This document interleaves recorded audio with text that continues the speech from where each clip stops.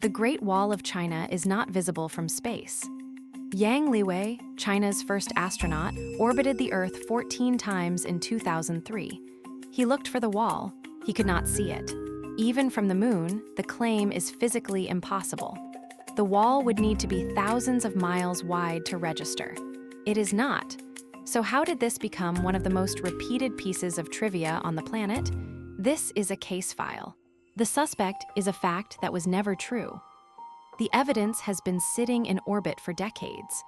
The witnesses are the astronauts who tried to find the wall and failed. The origin of the lie is a travel writer who never left the ground. By the end, you will understand why the myth survived, what astronauts actually see when they look down, and why the real engineering story of the Great Wall is far more impressive than the fake fact ever was. The case begins with a definition. What does visible from space actually mean? For this investigation, space means low Earth orbit, the altitude where the International Space Station flies, roughly 400 kilometers above the surface. The naked human eye, no binoculars, no telephoto lens, just unaided vision looking through a window. At that distance, the eye has limits, a hard physical threshold called angular resolution. The human eye can distinguish details down to about 1 arcminute, that is 1/60th of a degree. It is the smallest angle at which 2 points of light can be seen as separate rather than a single blur. At 400 kilometers up, 1 arcminute translates to a ground distance of roughly 100 meters. Anything narrower than 100 meters simply does not exist as a distinct shape to the naked eye. It falls below the resolution limit. It becomes invisible not because it is dark or hidden, but because the physics of light and the biology of the retina refuse to register it. This is the critical measurement in this case. 100 meters at 400 kilometers, the width of a resolvable object from orbit. The wall falls short of this threshold repeatedly.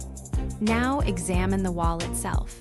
The Great Wall's main Ming Dynasty sections average 5 to 8 meters wide.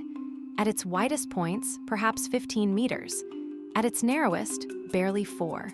Compare that to the 100-meter resolution threshold.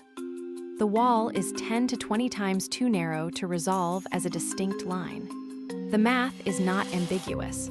The wall is invisible not because it is too far away in some abstract sense, but because it is too thin to trigger a response in the human retina at that distance. And there is another problem. Even if the wall were wide enough, it would still likely remain hidden. The problem of contrast. The wall is built from the materials of the landscape it crosses: rammed earth, local stone, bricks fired from local clay. From directly above, the wall's color and texture closely match the surrounding terrain. In many sections, it is the same material as the ground beside it. There is no sharp tonal boundary. A gray stone wall on a gray mountain ridge. A tan earthen rampart on a tan plain.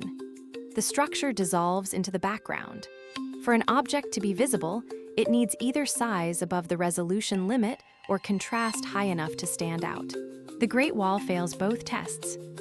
This is not speculation. This is the documented experience of every astronaut who has tried. Yang Liwei spent 21 hours in orbit. He scanned the planet below him. He knew the wall was supposed to be there. He looked for it. He reported afterward that he saw no trace. Chris Hadfield, veteran Canadian astronaut and former commander of the International Space Station, has addressed this directly.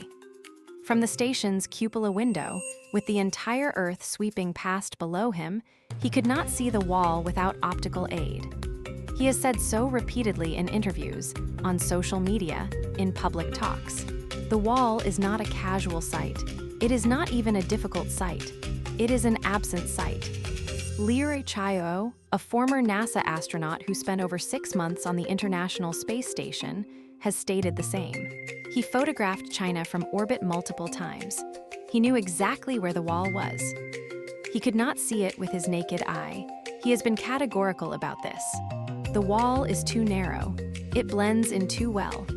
Astronauts from multiple nations, across multiple decades, flying on different spacecraft, all converge on the same finding. The wall cannot be seen from low Earth orbit without magnification or highly specific ideal conditions.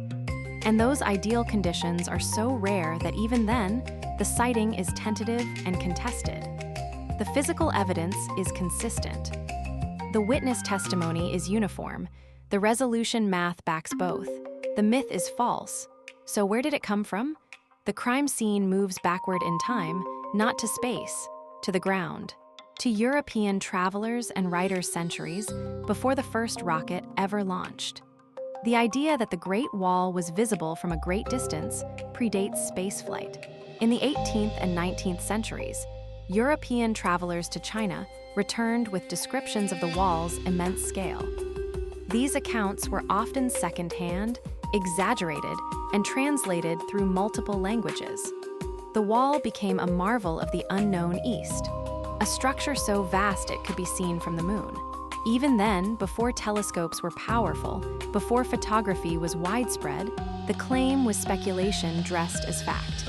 But the specific amplifier of the myth has a name: Richard Halliburton. In 1938, Halliburton, an American travel writer and adventurer, published a book titled Second Book of Marvels. In it, he described the Great Wall of China. He wrote that the wall was the only human-made structure visible from the moon. The claim was made without a single shred of orbital evidence, because none existed. No human being had ever left Earth's atmosphere. Yuri Gagarin would not fly until 1961. The Apollo lunar landings were still 3 decades away. Halliburton was a storyteller, a popular one. His books sold widely. His claim was vivid. It had the ring of a fascinating fact, and it spread. The statement appeared in newspapers, textbooks, encyclopedias, and trivia collections.